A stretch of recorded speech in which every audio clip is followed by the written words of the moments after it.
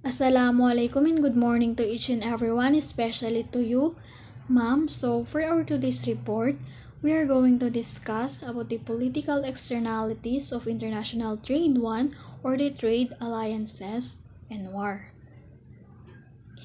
Okay, so what is international trade? So, according to this statement, international trade refers to the exchange of goods and services from one country to another. Okay, so when we say international trade, ito yung pakikipag-exchange natin ng goods or products and services from one country to another. So, when we say trade, di ba, means buying and selling goods. So, meaning bumibili tayo at nakikipag-exchange ng products or nagbebenta. But, internationally. So, in other words, the imports and the exports. Okay, so when we say imports means tayo ang buyer or ang nagpo-purchase ng goods and products or services sa ibang country. So, like for example, so one of the common or number one na nai-import sa atin dito sa Pilipinas, based on my research, is the electronic gadgets. So, we all know naman, di ba, na grabe ka demand ng Pilipinas sa gadgets, especially the iPhones, which is assembled in China. And we all know how Filipinos love gadgets, di ba? Especially the Apple one or the iPhones. Okay, so while the imports is tayo ang nagpo-purchase or bumibili, sa export naman is tayo ang nagsisend ng goods to another country. So, tayo ang nagsisell at ibang country naman ang nagpo-purchase ng products and goods dito sa atin, which is originally produced or made here in Philippines.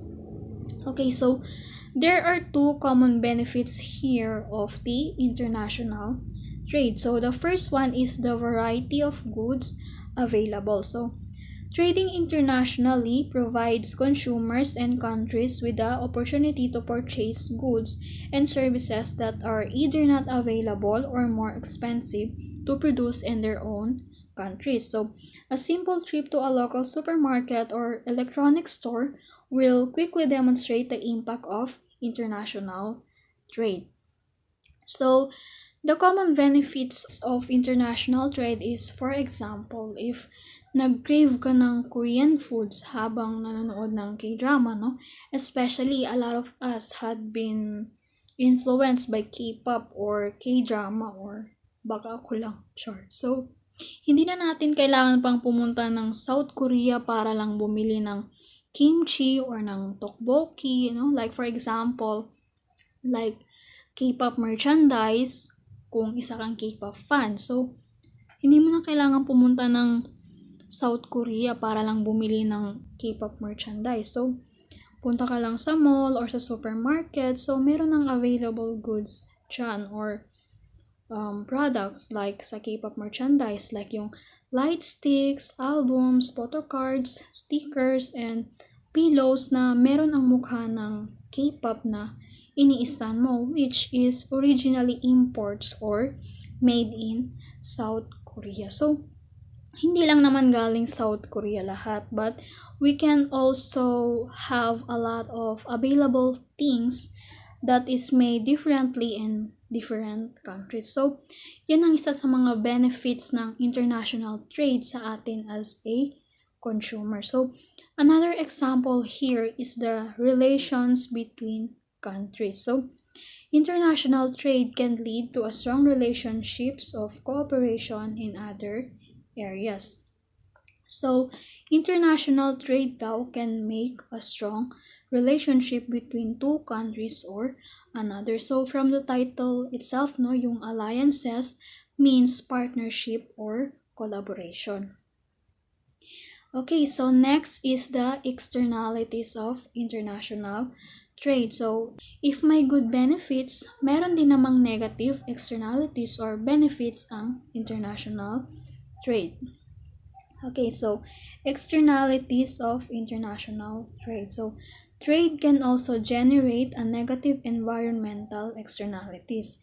Negative externalities occur when the product and or consumption of a good or service exerts a negative effect on a third party independent of the transaction. An ordinary transaction involves two parties. So, ang sabi dyan, negative externalities is ang common na naaapektuhan is tayo na third party na walang kinalaman sa transaction ng first and second party. So, like for example, si consumer ang first party and si producer ang second party. So, si producer ang nagpo-produce ng goods and products and syempre, merong manufacturing factory which is doon pinoproduce ang mga products. So, ngayon, we all know that factories makes noises and release smokes, di ba, na nakakaapekto sa atin. So, like for example, the air pollution. So, air pollution may be caused by factories which release harmful gases to the atmosphere. Some of the gases include carbon monoxide and carbon dioxide. The destructive gases cause damage to crops, buildings, and human health.